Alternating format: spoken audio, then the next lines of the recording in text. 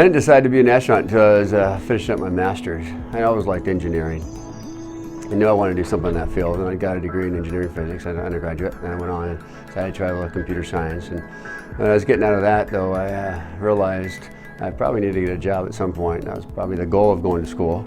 And so I started thinking about really what I wanted to do at that point, specifically in engineering in that area. And and somehow the astronaut thing popped up in my head. I don't know what exactly it was that made it go in there.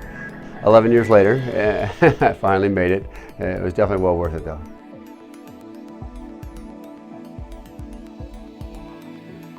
Oh, not a whole heck of a lot. I was working at JSC already in the aircraft operations department. So that, I didn't have to move houses. I didn't have to do much else. I just changed over jobs. And I mean, yes, my day-to-day job changed quite a bit. Now I'm going back to school, really, because we have almost a year and a half, 2 years worth of basic training between the shuttle and the station. So that's what you go back and start studying again. But besides that, family life didn't change a bit. Nothing else really changed.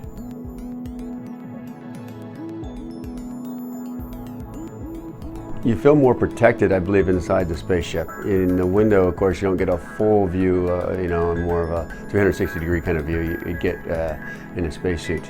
So, of course, I haven't been up since the cupola's been there, so that's a different story. I'd like to find out how that is. So it definitely is a different view. It's a great view, though, from the shuttle itself and from station windows. It's fantastic. You can sit there and look out for hours.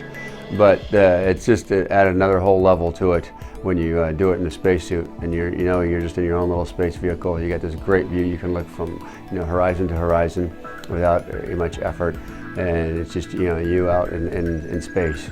It's kind of a very interesting feeling. We call it a myriad of feelings come on you at the time. One, you have to get your job done, so you really concentrate on that too. But then you look down and see this beautiful Earth, and that kind of is a little overwhelming in itself. And then you realize, well, I'm in a vacuum too, which is a little dangerous.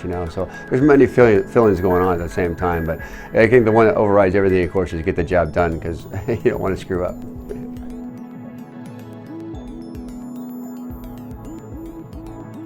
I mean, everybody tells you how great it is to go to space.